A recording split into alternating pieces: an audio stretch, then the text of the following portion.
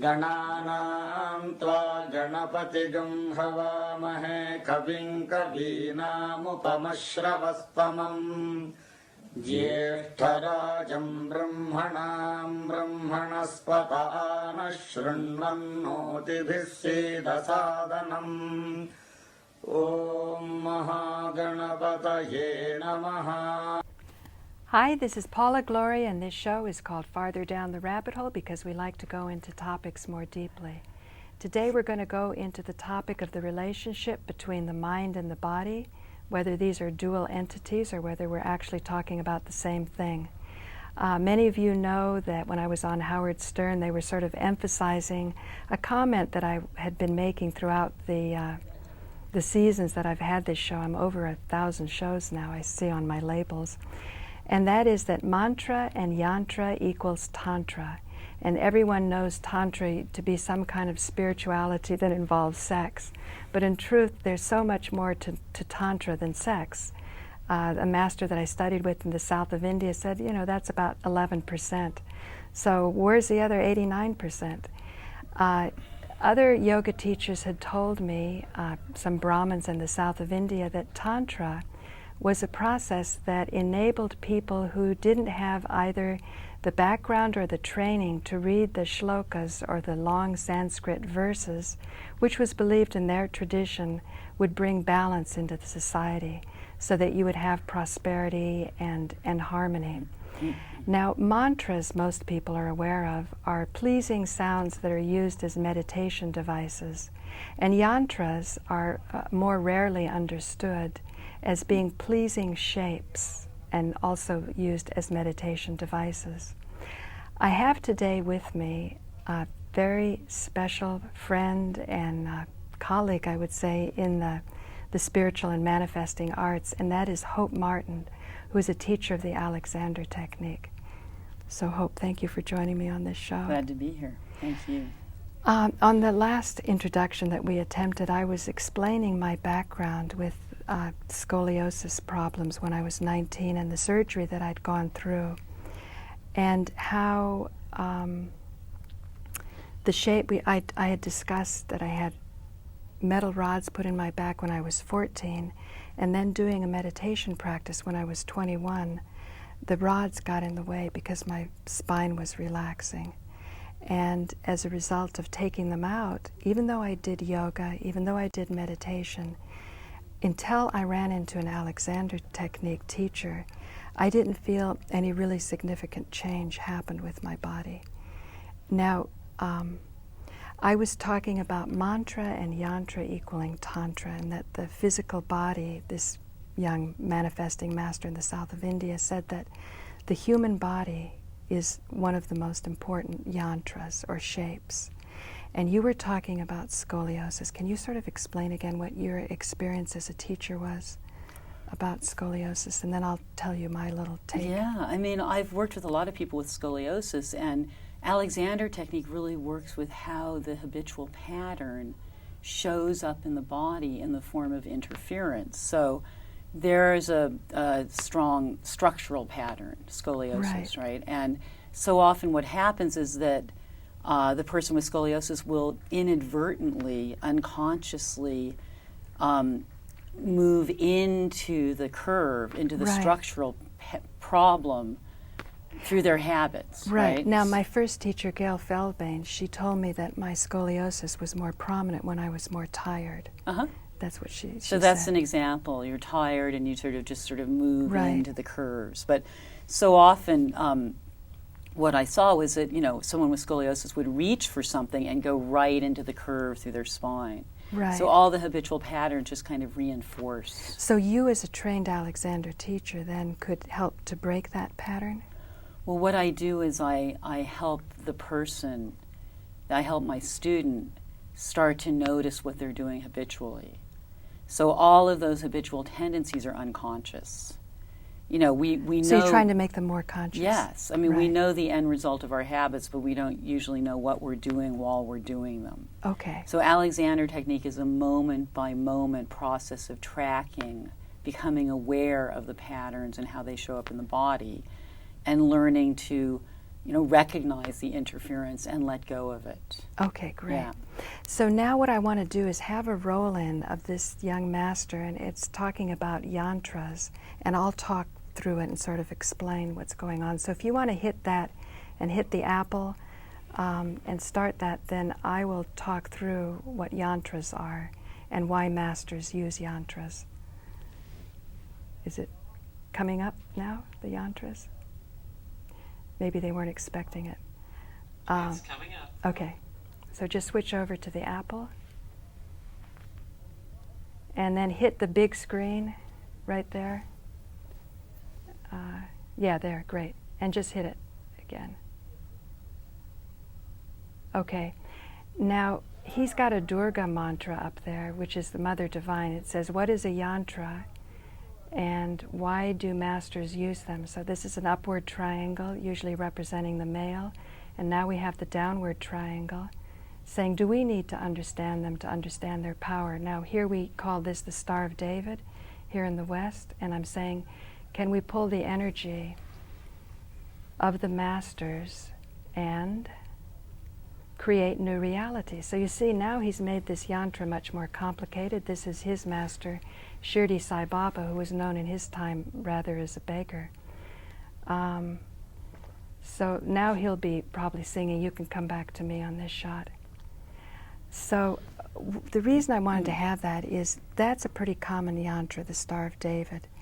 And we also have crosses. You have the Bagua in the Chinese system with the elements that way. A very controversial yantra is the swastika. That's something misunderstood. That a shape in itself is evil or bad, or one is going to be solving all your problems. Just like you must know from the point of view of mantras. I don't know, did you ever do a mantra meditation? Yeah. I know you're a Buddhist, so Yeah. you have done. Mm-hmm. Okay, I was told by one master, one teacher, Jean Klein, he said, the magic of the mantra takes a lifetime to understand, and chances are you won't, so don't. And he said meditation went on moment by moment all day long, and I thought, either he doesn't know what meditation is, or he's saying something tremendous. And I got to learn more about it, what he was teaching, which was Advaita non-dualist yoga. Mm-hmm. But what he was referring to was that you don't want to become hypnotized. So I just wanted to prepare the ground of Tantra, Mantra, and Yantra to say, as an Alexander technique teacher, I noticed when you were working with people, you weren't getting them into a rote position that Alexander teachers oftentimes are criticized for just going for a certain posture, but you would oftentimes say, well, now here's your habit, now, here's something that's more efficient. Because the first time I saw an Alexander teacher, I was doing the levitation technique in TM, and I thought, I'm so much more advanced than what this could be. And I think I went to the teacher just to show the person I wasn't going to get much out of it. And it was tremendous, the energy that came through my spine. Mm-hmm. So can you talk about, like, here we have a shape of a yantra, and you had this training for years, and yet you move people back and forth into their habit to be accepting of the habit, but into a new reality too, but you want them for that to be their reality. Yeah, right? so let me say a little bit about that. I mean, I think, just let me speak a little bit to the mantra Sure. or the meditation practice. Sure. I mean, a mantra is a form of meditation that basically anchors you to the present moment. I mean, any meditation technique will do that. And I guess I would say that the body is an expression of enlightenment. Just like if you're talking about shapes, and I don't really know about... Yeah, shapes. But I like the scoliosis shape. You wouldn't call that an evil shape or a No, bad I wouldn't. shape. I would say that it needs to be worked with. But right. So I guess that's like there's what a potential for more efficiency Oh, there. yeah, absolutely. But there's Right. also a sense that when we have difficulty, and what human form does not have difficulty. I mean, we live a life, and our life shows up in our bodies. And Right. interferences show up. so you could say that habits are a form of interference in the system. And what I mean by interference is anything that stops the energetic and physical flow. So anything that's a stoppage, a stopped process, could be called an interference. And habits are full of interferences, the way we habitually use ourselves, the way we sit at our computer, the way we slump and slouch, which is actually an expression of how we've responded to our world over time. Right. So not only is there sort of difficulty and interference in there, but all wrapped up in it is also our enlightened nature. It's all wrapped up in it. So you can't really throw one out. You can't say, what I'm trying to say is in order to get to know oneself, looking at the habits, experiencing them, finding out of how we've responded to our world over time is an incredibly rich way to get to know ourselves and find out who we are. And the letting go of those habits sort of more and more moves us into our true nature. So we let go of the habits as the habits cease to accommodate what we're trying to achieve? Yeah, and Alexander technique is a conscious approach in that endeavor. In other words, we consciously get to know the habits. So as I'm talking to you and I'm trying to make my point, if I'm pulling my head back and down and slumping and sort of, like I start to notice that as my particular way of trying to make my point. I could ask myself, is that useful? Right. Does it work? If I'm playing tennis, I don't play tennis, and I'm trying really hard and that's showing up in my body as a lot of muscular effort and tension, it's pretty obvious that that's not going to help my game, right? Or if I'm an actor or a musician and I'm playing a musical instrument and I have a very difficult piece of music I'm trying to play and I'm anticipating the next moment and it's starting to show up. Like I know there's a difficult passage coming up and I start to anticipate that. Alexander would call that end gaining. Right. Gaining an end, trying to... So instead of focusing on that end, you pay attention to your body? Well, yes, because the focusing on that end is producing a lot of tension here. Right. So Alexander, again, is a way to relate with the present moment. So instead of being 2 steps ahead of myself, I'm actually right here where I am, in my body, doing this thing. Why don't you... At this point, I think it'd be nice to explain to people how Alexander discovered the technique, being an actor in his voice. Well, he was right out of the Victorian era. Right. Not an era that's particularly big on great strides in body-mind integration. And he was an actor who had voice trouble. And he had a lot of problems with his larynx, his vocal mechanism. He would get hoarse. He would get laryngitis. So he wasn't able to get help through doctors or speech specialists. I think they were going to have some surgery on him. I don't know. He had a lot of advice. Yeah. But they would say to him, rest your voice before you perform. And when he did rest it, he was fine. But when he started using his voice, particularly in the context of a performance, where he was trying to do a good job, he started having this problem. It kept recurring. So he realized he was doing something that was creating his problem. And he started to observe himself in three-way mirrors, and he saw that every time he spoke, he had a pattern of contracting his neck muscles, bringing the weight of his head down on his spine. Which he thought was correct posture. He got into the... Yes, he thought that's what he needed to do. He wrote a book called The Use of the Self, and in that book is a chapter on how he came up with the technique, evolution of a technique. He said he also gripped the floor with his feet, sucked in breath.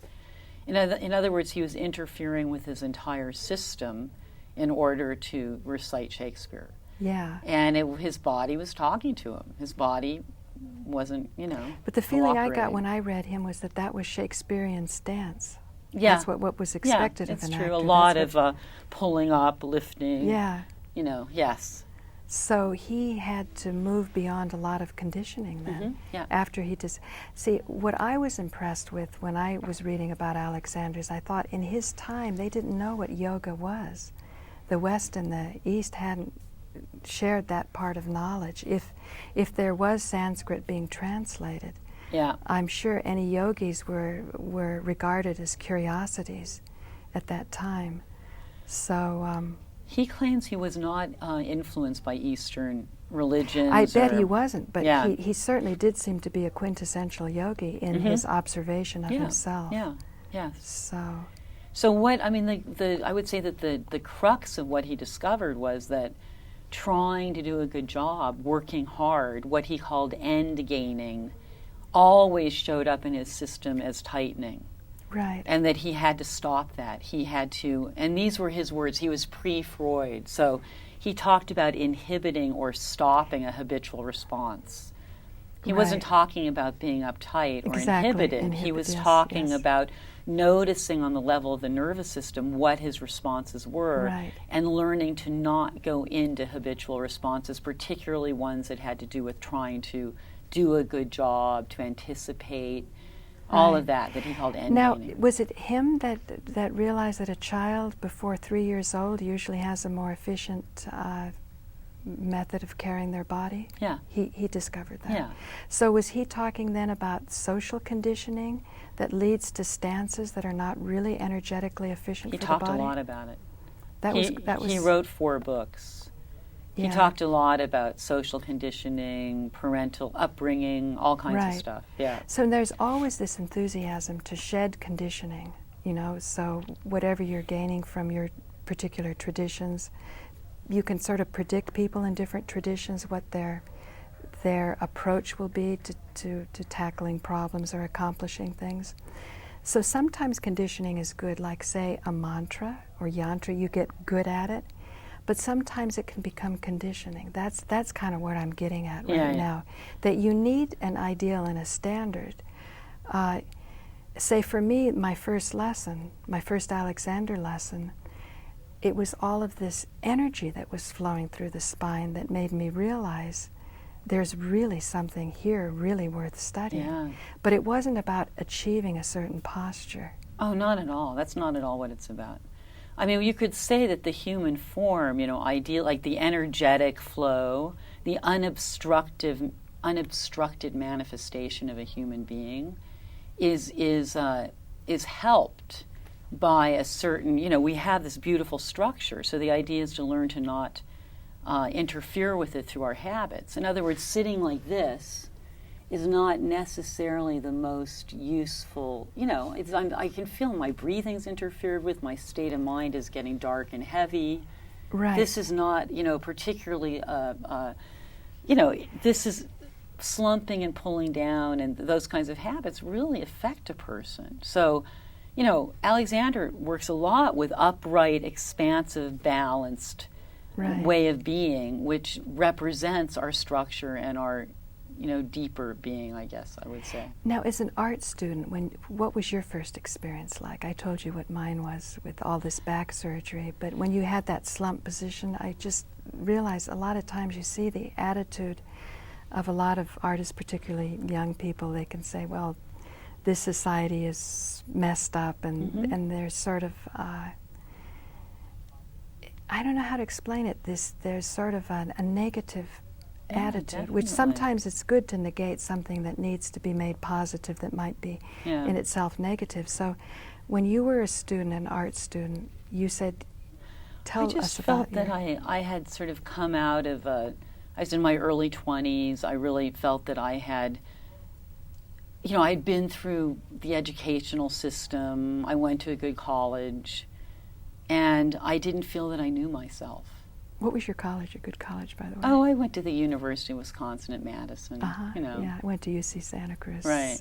So you felt having But what I'm accomplished trying those to 4 say years. is, yeah, my education was so much about what was outside myself. Right. And when I actually took an Alexander lesson, it was startling. It was like, wow, all of a sudden I had this hour to just focus on who I was and how I showed up, and to learn to let go of patterns that were not useful to me. What actually got you there, though? That's what I'm curious about. I don't know. It was instinct. It was weird. I didn't have pain in my body. I was in my early 20s. I was healthy. I don't know. But It I was think like, either you or Gail, my other teacher, showed me a picture of themselves when they were young, and they were really slumped. yeah. I was healthy, but I didn't feel that I lived well in my body. And I really slumped a lot. I mean, I sat like this a lot, yeah. You did? Was it hurting you, though, at No. that young age? No. No, it Had was- you continued, would you be in pain at this point, do you think? Probably. Yeah. But know I for did. sure I came would. out of a very difficult family. I was sort of like, here I was in New York City in my early 20s. I had a good instinct that I needed touch. I needed some kind of form of, I would say, nurturing, but it wasn't like a motherly nurturing. It was like learning to rely on my own intelligence and my own system. I think that's what's beautiful about Alexander technique. It's really, it's helped through the relationship of another person through touch and guidance from another person, but ultimately it's about relating to your own wisdom, your own bodily wisdom that is innate. It's in your whole system already, which is why it's possible to learn it. Now that you're saying this last part, I'm reminded why my first teacher didn't seem so enthusiastic about meditation, because what you just described seems enough in itself to just use the body to approach spirituality. I think what she thought, and perhaps by observing me, because at that point I'd at least been meditating 10 years, was that I was using meditation to get out of my body. I think that's it. And I think what it kind of excites me about your work is at that time in my life with my experience, I couldn't connect with her, or I hadn't achieved myself this understanding of the intimate relationship between the mind and the body. So that with you then went on to start a Buddhist practice of meditation. Yeah, I mean, I went through, I took Alexander lessons for 5 years, then I did a 3-year, 1,600-hour training program. So I had been studying Alexander technique for 10 years, studying and training in it. Which is totally about the body in the Alexander technique. Yeah, but technique. not totally. I mean, it's very hard to separate it. So it's like, it's kind of No, working. but I mean, they don't teach you any meditation No, techniques. but Alexander, no yantras, no mantras. But Alexander itself is a practice about relating to the present moment. Definitely, It really is. So it's a Western contemplative practice, I would say. It doesn't have the long history of an Eastern tradition. Right. But it is a Western contemplative practices, and there are others. Now, I've become aware lately of how powerful the mantras are, and that I have a tendency to want to absorb the mantra, to have that beautiful feeling, and maybe not look at other things. And then, so in this process of watching, I find that I sort of go into default to a lot of my Alexander instruction, because I was very fortunate that I was able to have a lot of it. And again, when I was at the ashram and people were being given long spiritual practices, saying mantras thousands and millions of times, really millions, that, practices that would take months and months, I could see that people didn't know how to sit, but that wasn't part of what was being taught at that ashram. Right. So it seems like there's such a need to bridge both of these when you have powerful mantras, powerful procedures of yantras, maybe looking at the Om for some Tibetan practices. But the teachers, maybe even with yoga, I've seen people go rather unconscious with very powerful yoga postures. Yeah. Do you have, what's your comment about yoga? Well, I think yoga's great, but I think, just like anything, you can push and try to achieve too much. You can which end gain becomes in the a kind yoga. of, it becomes an expression of ego. Okay. I mean, it's not really a spiritual practice when it gets like that. So, Right.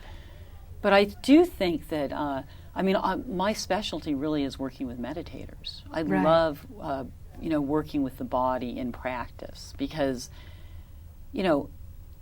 Well, talk about your practice. I mean, you're going to be doing you have some upcoming. Yeah, well, let me Talk just say a about little that. bit about the relationship between meditation practice and the sort of alignment where you can actually start to let go of old habitual patterns, because it just frees you up. I mean, I don't really so much work with mantras in my meditation practice right now. It's just a breath-based practice, which is common to all Buddhist traditions. Right. But you can see that when you get caught in meditation practice by a thought, Basically, the Right. idea is that you're Or obsession. yeah, you're with your breath, and then when you start to get distracted from that, you come back to the breath. But what happens is that when the thought comes up, the tendency so much in the body is to curl around the thought physically. That's well said. And to keep it going, and so that it can't really move out. It just Right. keeps circulating. So we have the same old patterns. And that's what we do. We define ourselves that way, off the cushion. I mean, whether we're meditators or not, whether we're involved in a spiritual practice or not, there's a lot of self-definition in how we hold ourselves. Right. And the more you can free up and liberate your mind, your thinking, by finding more balance, more ease, more innate, intrinsic sense of expansion and groundedness. That's who we are as human beings. That's how we're structured. And when you start to make the relationship between getting distracted, keeping our whole self-definition going, keeping our small world going, and how we Why are are we in our getting body. distracted, do you think? That's a $1 million question. I Right. mean, that's the question. Do like- we sense we're moving into an unknown that's frightening Yes, us? I think the unknown is very frightening, Yeah. and space is frightening. Because Actually, because on the table, Gail could take me to a place where it was frightening, with my back and the surgery and so on. so how was it? Say more about that. How was it frightening? I felt that if I felt I might get into a place where the pain would be so great I'd never get out of it. Oh, I see. But she had to move me through it. Right. And I know it's achievable. I've done it. Now my meditation practice is such that I don't recoil from pain. So I think I really just want to underline what you just said, because so many people think of a spiritual practice as love and light, I and you know. never connect to your karmic propensities. You never connect with the thing that really keeps you stuck. And as far as I'm concerned, any spiritual practice has to take you through that stuff. You have to open that door and be willing to sit in a non-dual way in your own difficulty, in your own perceptions. You know, we've come to the last minute, and I'm Okay. glad you said that, because I want you to come back and be on a panel with me and Jane Goldberg, because Jane talks about Freudian psychoanalysis and the importance of the darker unconscious that people don't want to look at. Right. And that psychoanalysis, again, and meditation and body work, they don't have to be separate things. They don't, and it's called spiritual bypassing if you can't actually relate with some of that stuff. You have to be able to Great. be with the difficulty. So there you have it, ladies and gentlemen. Hope Martin has just told us about the importance between the relationship between the body and the mind. It's a big topic, and Hope, I really want you to come back again, and we'll I will. explore this more and get feedback from people and see where they want to go with it. I'd love to. So thanks. पयस्वती प्रजापतिरनमेवा अयक्ष्वामावस्तेन येषतमाघगंसो रुद्रस्य हेतिः परिवो वृणक्तध्रुवा अस्मिन् गोपतो स्यात बह्वीर्यजमानस्य पशून् पाहि यज्ञस्य घोषदसि प्रत्युत